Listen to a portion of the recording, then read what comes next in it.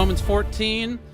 We're going to start with what people, Protestant Christianity, what do they say about Romans 14? If you present it to them or they present a situation where they're mentioning Romans 14, what exactly is it that they are saying it means? We're going to look at that, and I'm going to show you what the Protestant Christian scholarship of the 20th century said so that you can get a better feel for it. Then after we find out what they're saying, we're going to discuss the implications that would present for Paul. The doctor. What does the doctor say about Romans 14? I have it. It's good. How many people have heard of the parable of the bread and the stone and the fish and the serpent? Okay, there's also an egg parable. I'm adding a new one. Yes, I know, Deuteronomy 4:2, so just bear with me. Then we have a section called It's All Greek to Me. That's for all you Greek lovers. Then we're going to go through the history of scholarly interpretation, and you're going to love it. The next meeting will be part 2. We're going to look at the interpretational methodology of Protestant Christianity to understand how their minds think. Because what you have to realize is that that's where the bulk of the people who are coming into Hebrew roots are coming from over there, and we need to understand how they think. And since I'm a Southern Baptist, I'm a good candidate to tell you. Okay, if we're going to talk about Romans 14 and we're going to deal with food, you know we got to look at Mark 7:19. What is the weight of evidence? If you've been to the website, you know what it is. I'm going to put the weight of evidence on Mark 7:19, and then I'm going to break down 10 points that are going to lead to understanding what that passage really says. We're going to look at Mark 7 and the parallel passage in Mark 15. The reason that I'm doing this here is because there's been some request to learn how to study. How am I doing what I am doing? Because I haven't been sharing that. I've just been giving you the results. In part 2, which will take place at our next Sabbath meeting, I'm going to break down how I'm getting from A to B to C to D.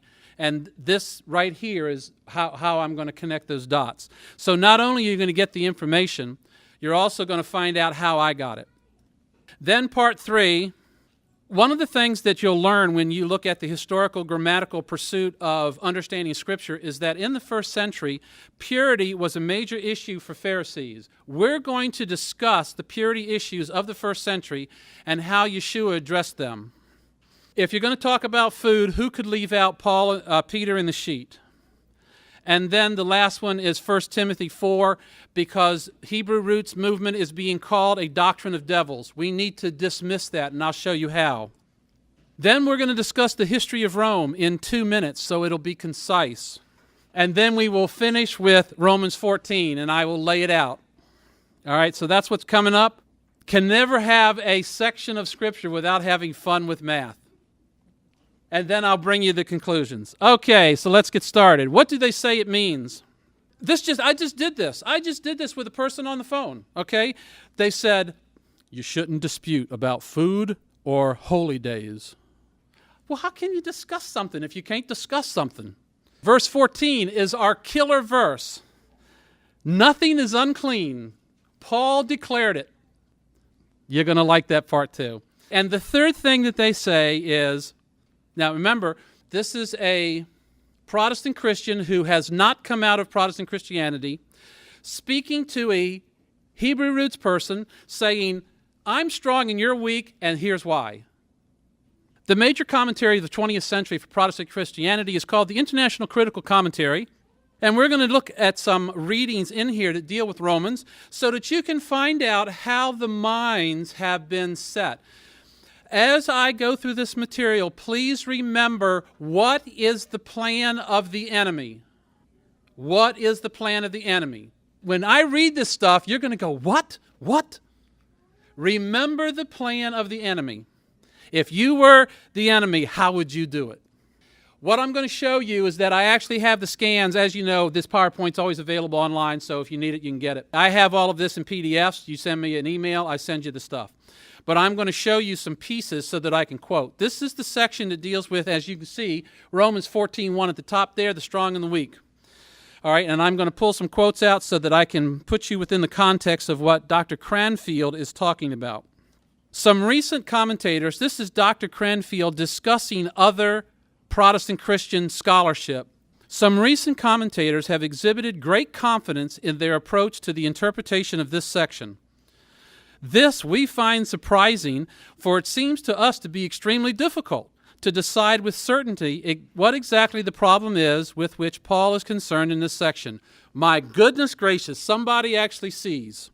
Though some interpreters of the epistle seem to take it for granted that the nature of the problem is obvious, various suggestions regarding it have, as a matter of fact, been put forward. And there would seem to be at any rate 6 suggestions which must be considered. When I finish this presentation in August, I will present the 7th one.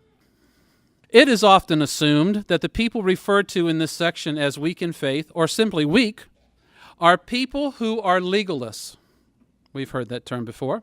Legalists in the sense that they think to earn a status of righteousness before God by their own works. Remember, I'm quoting Dr. Cranfield. And imagine that their abstention from meat and wine and observance of special days constitute a claim on God. Now, I personally have never heard that before, but that's what he wrote.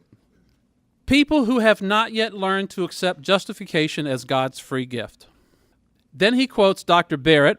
Thus, Barrett holds that the weakness to which this passage refers attests a failure to grasp the fundamental principle which page after page of the Epistle of Romans emphasizes, that men are justified and reconciled to God by faith alone, or better, by God's own free electing grace. End of quote. I want to show you some scriptures. When I read Cranfield's commentary, because I read several, I wanted to see what they were thinking, and I thought this was the best representative to present. The first thing that came to me was James. So what I want to do is I want to establish how we understand the Scriptures so that we can demonstrate that what they're saying about us is not true. So I'm going to start with James chapter 2. We all know who James is, and I'll talk more about him as we go through here. What does it profit, my brethren, though a man say he hath faith and have not works? Can faith save him? That's the KJV rendering. I will now give you my rendering. What does it profit, my brethren, if a man keeps on saying he has faith, but keeps on not having works? Can that faith save him? The reason I rephrase it that way is because I took it straight out of the Greek and did a literal translation, not trying to make the English look pretty. That's what the literal Greek says. The leading Greek scholar of Protestant Christianity for the late 19th and most of the 20th century is A.T. Robinson. And he has created online for free, anybody who wants to download it online can. It's called Word Pictures of the New Testament, where he discusses almost all of the verses that exist. And so, because he's the leading scholar of Greek Christianity, I'm going to tell you what he says about James. What doth it profit is a rhetorical question, expecting a no answer. But keeps on not having works, it is the spurious claim to faith that James here condemns. How many remember that Martin Luther had a problem with James and didn't want to include it in the canon? Because of statements like this. But if you look at what the Greek is saying, and yes, I know that Luther was working in German, but he took it from the Greek. We'll discuss that later. It's understanding what James is going after, and we're going to really get into it. Can that faith save him? Negative answer expected. Let's go back to the verse. Now we move to verse 17. Faith, if it hath not works, is dead. And my expansion, even so, faith, if it keeps on not having works, is dead itself. Once again, expanded Greek. Continuing to the next verse. Yea, a man may say, thou hast faith, and I have works. Show me thy faith without thy works, and I will show thee my faith by my works. Once again, expanded from the Greek. Someone will say, hast thou faith? I have works also. Show me thy faith apart from thy works, and I by my works will show thee my faith. Now, this is word pictures. Look at what Dr. Robinson says. Yea, a man will say, James introduces an imaginary objector who speaks one sentence. Thou hast faith, and I have works. The objector can be regarded as asking a short question. Do you have faith? And the answer is, I have faith and I got works. James replies, I have works also. I hate getting ahead of myself. Show me thy faith apart from thy works. The reason I use the word apart is because of the Greek word there, which I have in brackets in yellow. It does not mean without. It means set aside. It's apart from. It's not without, as of non-existence. Show me thy faith apart from thy works. This is the reply of James to the objector, according to Dr. Robinson. The point lies in the word apart, which means not without, but apart from.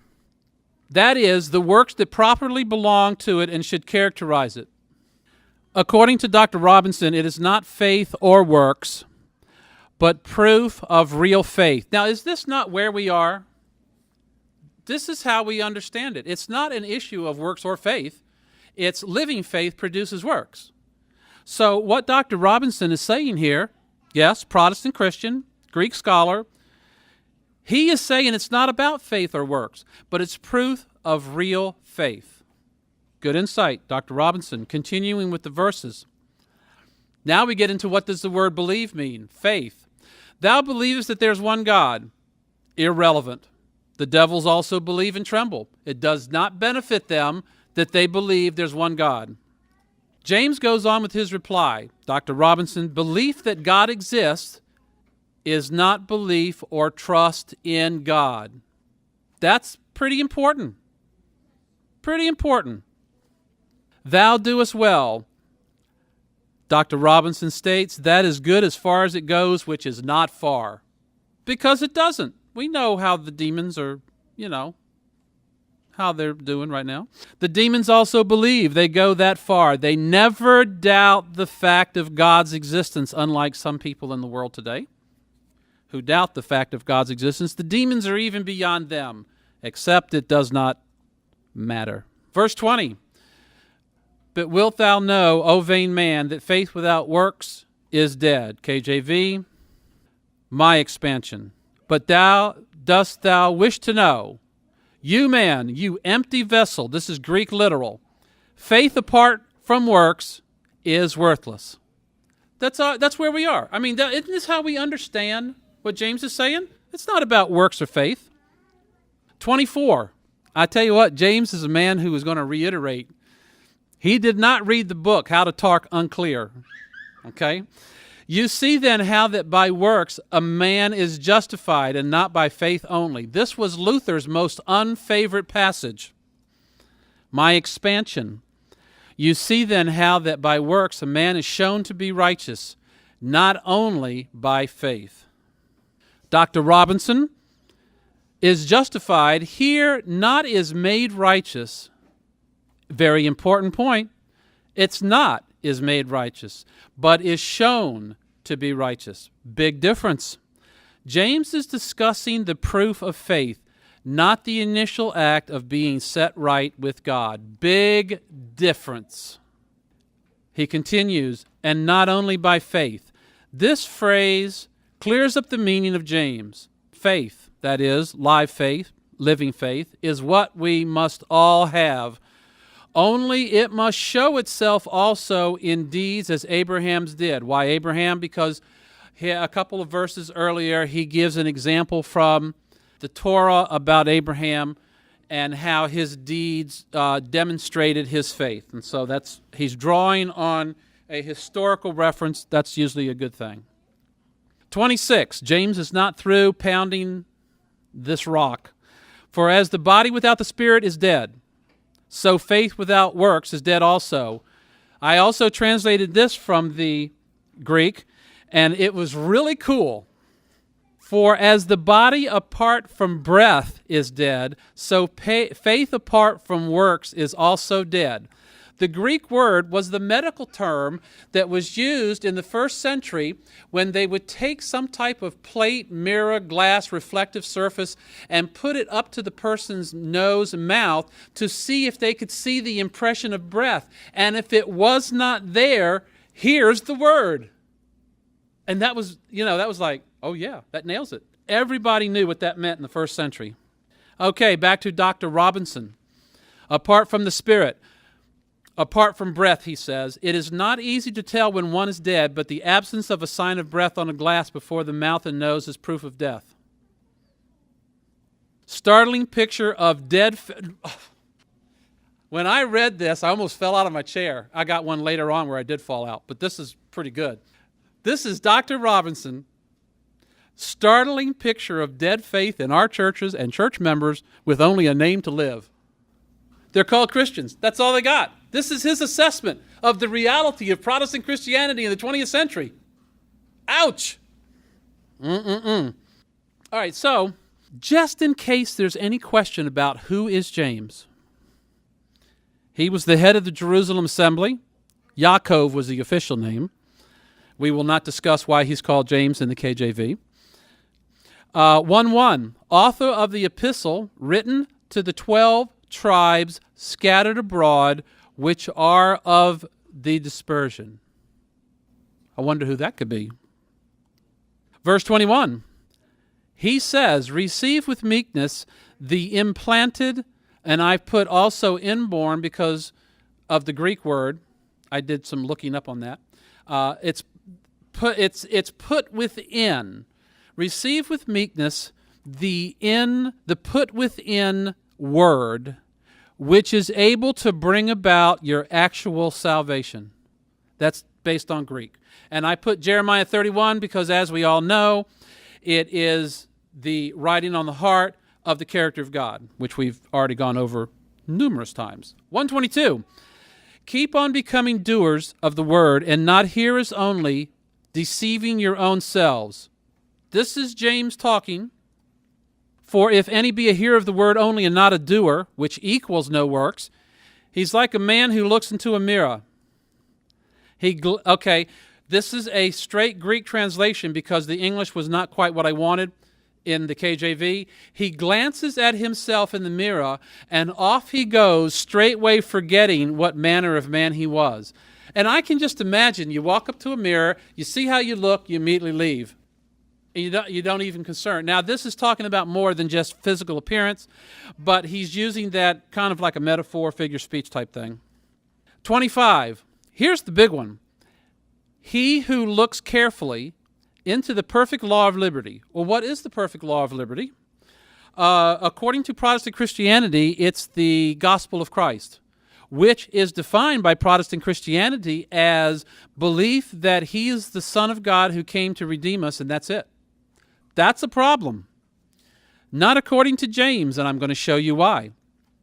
He who looks carefully into the perfect law of liberty and continues therein, having become not a hearer that forgetteth, but a doer marked by works, in his doing this man shall be blessed. Now, if you think about it, this wording here, what does this mean in relationship to the message of the gospel? Just, Jesus is Lord, I'm good to go. This doesn't really fit that very well. It's a little disjointed, like that, square peg, round hole thing? With the right tools, you can make it fit. But let's take an excursion to the Vav of Psalm 119. Where is liberty associated? Take not the word of truth utterly out of my mouth, for I have hoped in thy judgments. So shall I keep thy Torah continually into perpetuity. I translated this from the Hebrew, so if your version says something different, understand.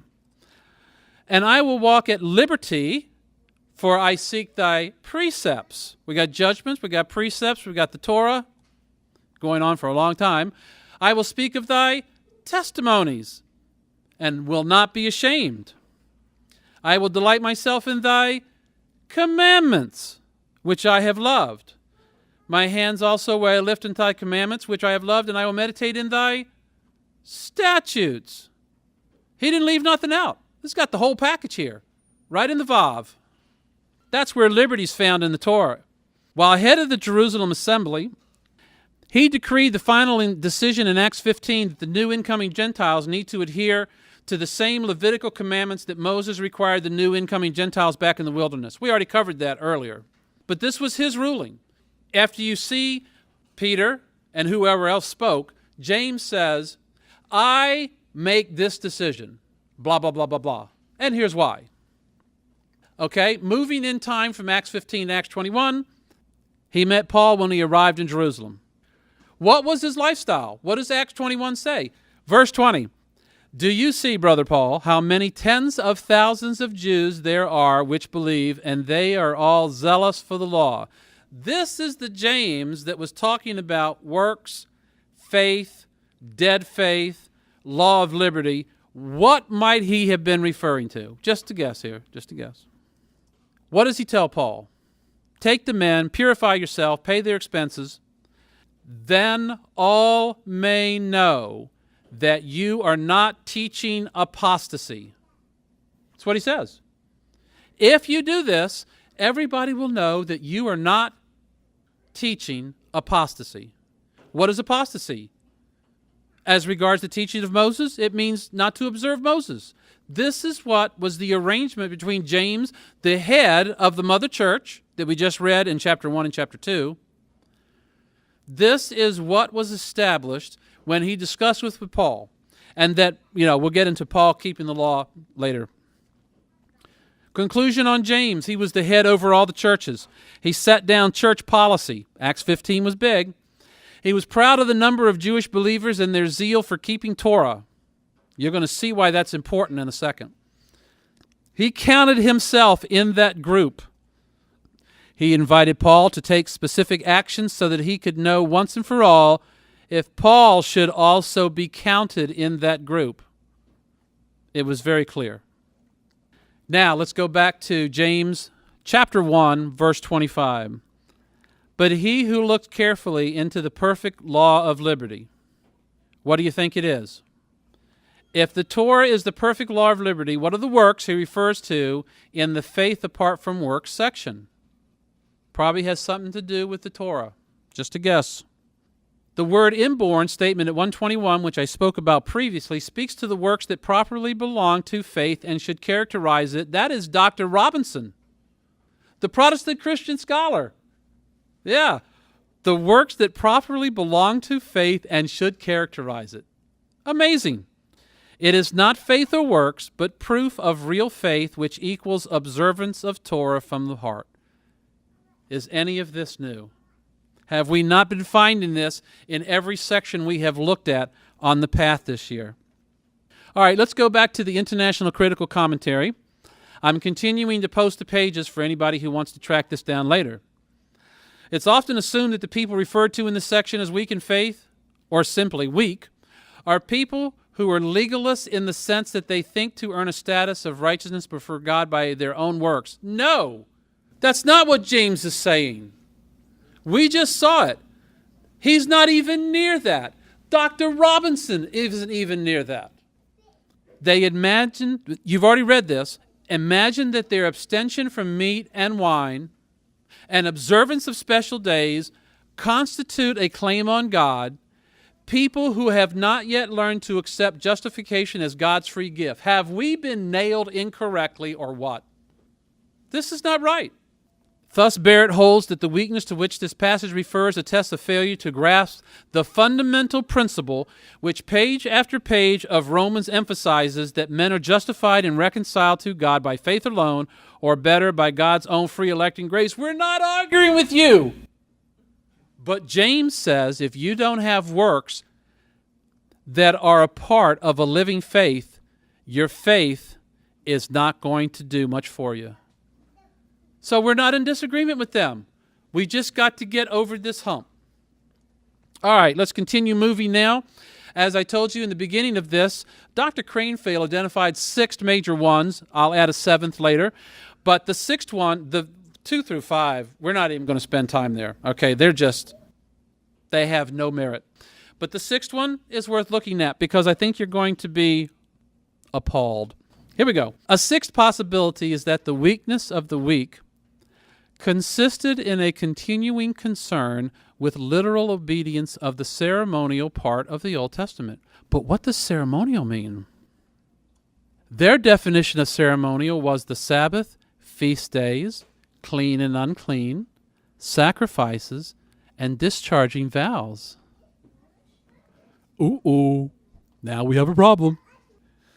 The weak felt, the weak felt they could not, with a clear conscience, give up the observance of such requirements of the law as the distinction between clean and unclean foods, the avoidance of blood. Excuse me, anybody read Acts 15 recently? The keeping of the Sabbath and other special days. The weak. Top line, the weak. Who's in this group? Who do we know in the first century who observed the Torah, the Sabbath, some of the feast days, clean and unclean, and avoided blood in food? Well, let's go to blood. Let's just take blood for 100, okay? What do we got? We got James. We got the apostles, Peter and Paul. This is straight out of 15. We got the elders of the assembly. We got the people in the assembly. And through the testimony of the Spirit of holiness, the Almighty himself. Wow. Those are the weak. I think I'll join them. I put down this reference because when you look at the PowerPoint, you need to know what Concord is.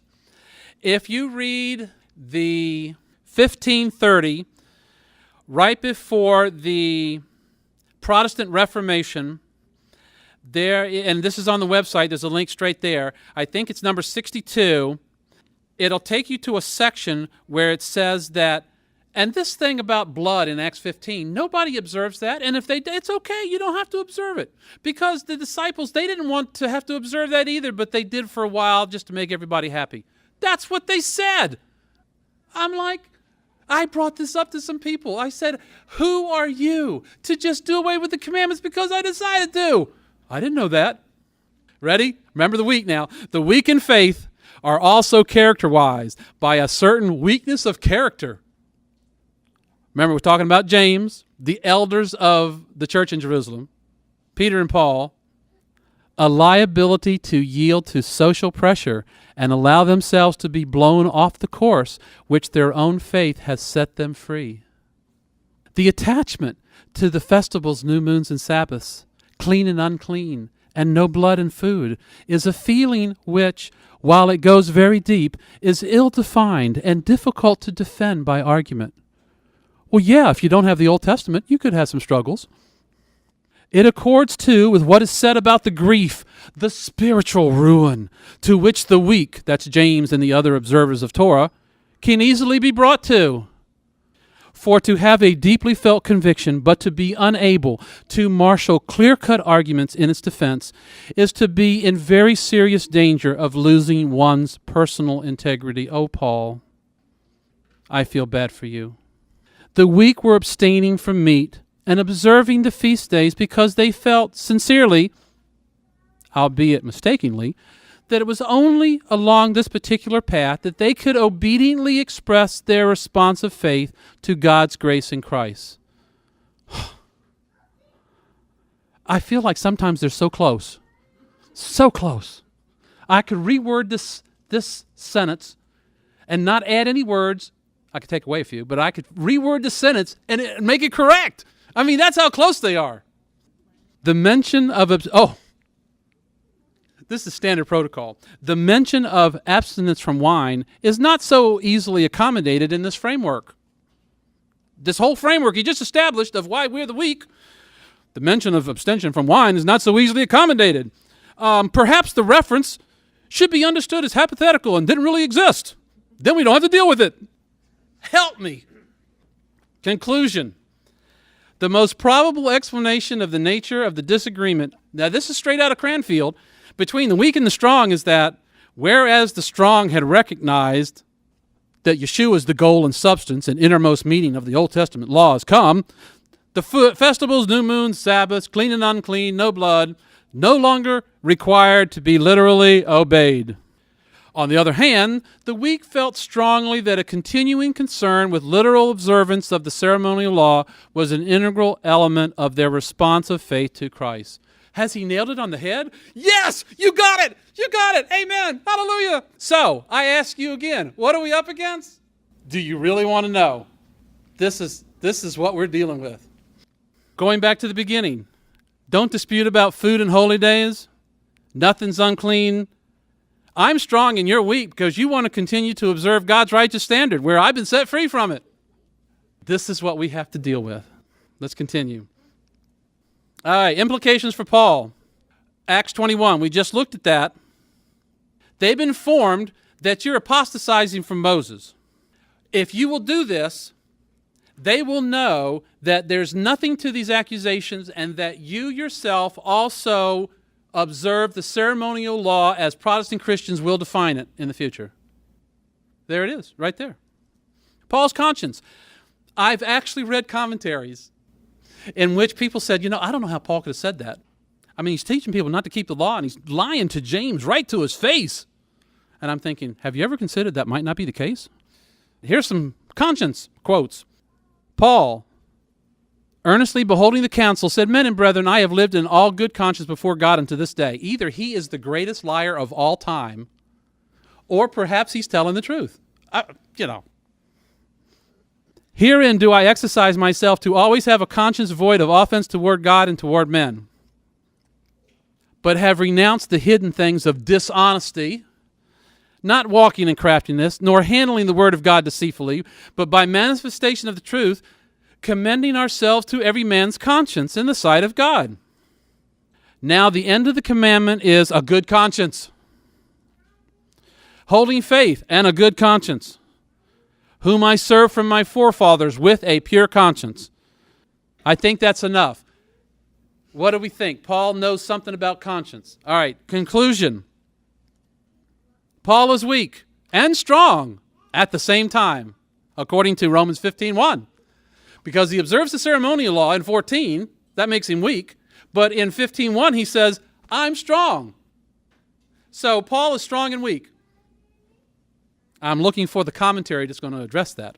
Paul teaches Colossae Gentiles to keep the ceremonial law. We saw that when we studied Colossians 2, 16 and 17. We broke that down. Paul supports James, the elders, the other apostles, the whole church, and the Most High in the blood restriction in Acts 15. Paul is there. He's included in it. So how can you... I don't even know how they could. And for those people who want to know more about Paul, here was an excellent book. Paul, a middle-of-the-road Christian. It actually exists. I love this stuff. Okay, what does the doctor say? When Protestant Christianity reads Romans 14, yes, 5 and 6 talks about days, but the rest of the chapter talks about food. So they feel like really the weight of the chapter is about food. And you know what kind of food it is. The stuff that's not food. So I've been following this professor, and I just want to share a little teeny clip. He's the professor of biological sciences at the University of Southern California. He's also appeared on the History Channel, and he had a clip about shellfish that I thought was good. What he's going to discuss here is about water and toxins in the water and how shellfish are part of the ecosystem.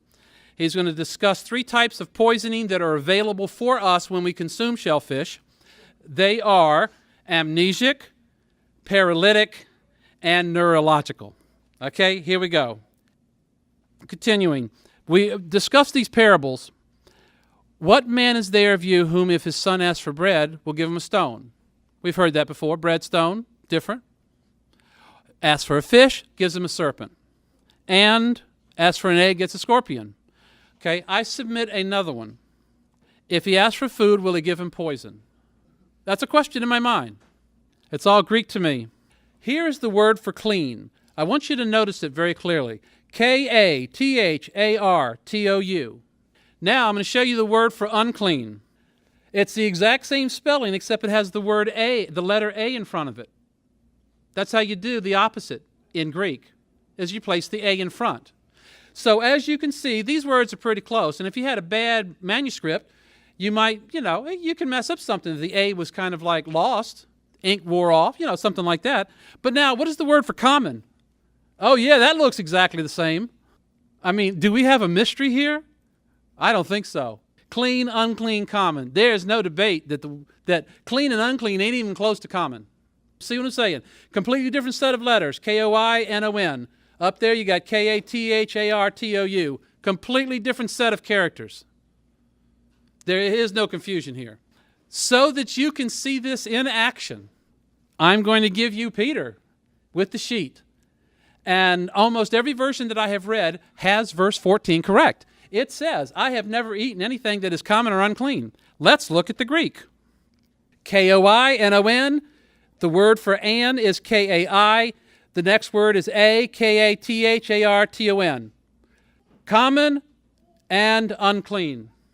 You can see the words are different. So they know what the words are when we're talking common and unclean. There's no question in the Greek that these words are not even close. And they get it right in verse 14 all the time.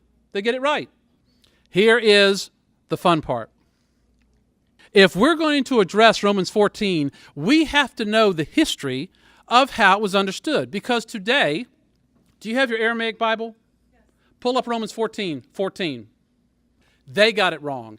Every New Testament after 1611, every translation that exists except for the ISR has it incorrect, and I'm going to show it to you. But prior to the KJV in 1611, all but one of them had it correct. So what has happened here? Oh, I haven't even seen it. That must not be in my Bible Works. Okay, sorry. So now we got two. All right, here we go. We're going to look at Bible versions from 1370 to 1966. Here we go. Oh, this is where my library, they have a rare book display. You go in, they put white gloves on you, you go in the room, they open up the books. I was looking at books that were dated back into the 1400s with my camera. So I just wanted you to show that. We're going to start with Dr. Wycliffe in 1370. Here is a picture of the book of Romans. Here is verse 14 on the left side. I've highlighted it. It says unclean, unclean, and unclean. This is Middle English. Where did Wycliffe get this from? He did not have any Greek manuscripts. He took this out of the Vulgate. He took it out of the Latin. So he got it wrong. Now, I tried to get a Latin version that was before 1380. I have not been able to secure that yet. Probably had to go to the Library of Congress to get that. But anyway, starting with Wycliffe, I don't count him because he was using the Vulgate, had no Greek documents. He's got unclean. I have it underlined in blue. It occurs 3 times. Okay, next is John Huss. John Huss was a follower of Wycliffe, and in 1415, you have to understand that back then, the law said if you were found with a manuscript of the Bible or the New Testament or a portion of the New Testament that was not in Latin, you would be put to death. That was the law. Most of the time, it was crucifixion accompanied with burning. Every once in a while, they would attach stuff to your different limbs and pull them apart and drag you through the street, but not always. But in the end, you were dead. So he was one of the ones that was put to death. And the way they put him to death, they put him on a stake, and then they used Wycliffe's translation into Middle English to fuel the fire. Okay. But he had this tremendous quote. Look at this. Oh, this is the fellow. This is what he looks like. Here's the quote. In 100 years, God will raise up a man whose calls for reform cannot be suppressed. Martin Luther. Amazing. Thomas Linacre in 1490. This is the quote in which I fell out of my chair. This is what he looks like. Here's the quote. Either this is not the gospel or we are not Christians. Let me tell you what happened. He, like Dr. Wycliffe, were professors at Oxford. So they knew languages. So Wycliffe was unable to get a hold of any Greek in the late 14th century. He wrote in like 1382, 1380, 1370, sometime in this. But here you see we're at 1490. We've moved a whole century ahead. Even here, the printing press has already come into existence, maybe 1440, 1450, don't know exact date. He got a hold of some Greek manuscripts, and he read the New Testament in Greek. And after reading the New Testament in Greek and knowing the Latin Vulgate, he said, either this is not the gospel or we are not Christians. Here's how it breaks down. Either the Greek New Testament that I have acquired is not the gospel since we're following the Latin Vulgate New Testament, or in following the Latin Vulgate, we're not even Christians. What a major statement. Okay, Colette, 1496. Here's how he looks. Another professor. When he got a hold of the Greek, and he was able to preach in the church in English from the Greek. And this is the church, St. Paul's Cathedral.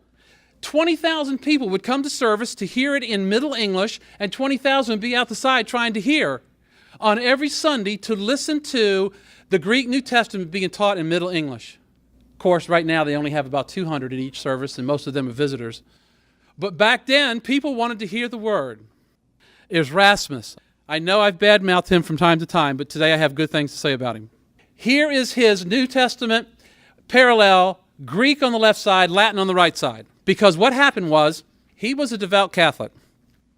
But he continued to tell the Catholic authorities that you've got some problems with the Vulgate. They would not listen. So he decided to circumvent them and translate a new Latin from the Greek New Testaments that he was able to acquire. So here's an example. And if you look on the left side, his Greek, look what it says, K-O-I-N-O-N.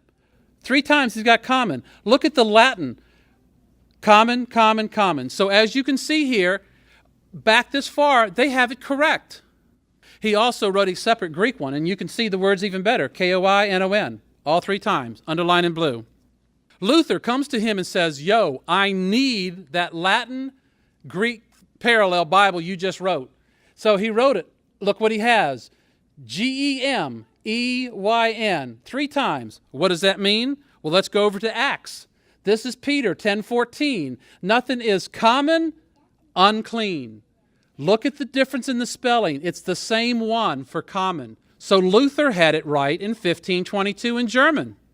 The Latin had it right. The Greek had it right in 1519. Coverdale Bible in 1535. Here's what it looks like. They started to dress them up a little bit back then. You can see chapter 14 over there. Here's the text. 1535, English, common, common, common. They all had it correct. Matthew, this is the Matthew Tyndale Bible of 1535. Most of us have heard of Tyndale. Here is chapter 14, and here's the passage, verse 14, common, common. No unclean. Matthew Tyndale Bible has it correct. The Great Bible of 1539. Common, common, common. They have it correct. The Geneva Bible, when they got a whole bunch of new scholars together, and you know what that's going to do. Here's Romans 14. Unclean, unclean, unclean. This is the only time they got it wrong. So what did they do? Oh, just so you know about unclean, I put in Acts 10:14. Look up there. Common or unclean. You can see unclean spelled in the Middle English there. Look to the left of that. You see polluted. Then you see the double parallel lines to the left of that, which is the way they refer you to the column over there, and you can see the word common. They knew what it was and still put it in wrong. That's knowingly and willingly. All right, let's continue. The Bishop Bible, how did this come into existence? They had to correct the Geneva Bible. Did they get it right? Common and common. The KJV 1611. What do they got? Unclean, unclean. Look at the little cross to the left of it. In the column, Greek, common. Now here's what happens. You can do a footnote, and in this side, I guess you'd call it a column note. You can do that. But if you take away the column, we don't know what's happening. You take away the footnote of your change from what the text says, we don't know what's going on. Maybe we don't have access to the Greek New Testament.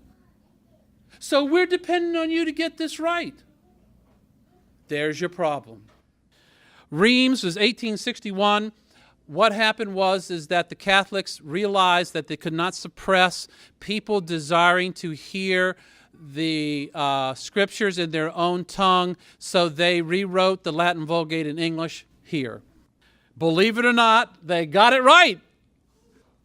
However, when you read the updated version, common, common, common, but over on their column, they say common, that is unclean. Help me. To finish this off, I've got the Greek New Testament from 1966, which I have, and here it is, K-O-I-N-O-N. So you can see that prior to today, prior to the KJV, with the exception of the modern and the ISR, everybody has it wrong. But prior to the 1611, everybody but Geneva, we don't count Wycliffe, had it right. What is that called? That is a problem. All right, my summary. We don't count Wycliffe because he only had the Latin Vulgate. I have not been able to authenticate the Vulgate from the 1370 to find out what it said, so we're letting him slide. Lanier in 1490, Colette, Erasmus had it right both in the Latin and the Greek. Luther translated it correctly in the German. Coverdale's Bible had it correct. Matthew Tyndale had it correct. The Great Bible had it correct. Geneva, who knows? The bishop corrected Geneva. The KJV had the column. The Rhymes had it correct. And the Greek New Testament today has it correct. But every translation has it wrong. So what are we facing when they come to us with food issues out of Romans 14? Nothing's unclean. This is what we're facing. A conspiracy to not tell the truth. That's an issue. Can't miss it. Can't miss it. I have stats and other stuff too I won't even do today that go through the New Testament, go through the Septuagint, break down the use of common, unclean, clean, show all the passages. I also have the rabbinic readings on it. I've looked at Philo and Josephus, and it is unequivocally clear. Everybody knew there was a difference, and everybody today is choosing to ignore it. For me, that's a problem. So that's my summary. That's all I have. If you have questions, this is snack time. Come up and see me. I just wanted to establish a foundation that you know when I tell you the passage means common and not unclean, I want you to realize that throughout history they all knew what it was and most of them got it right. But today something else is afoot. That's what I want you to know. Thank you.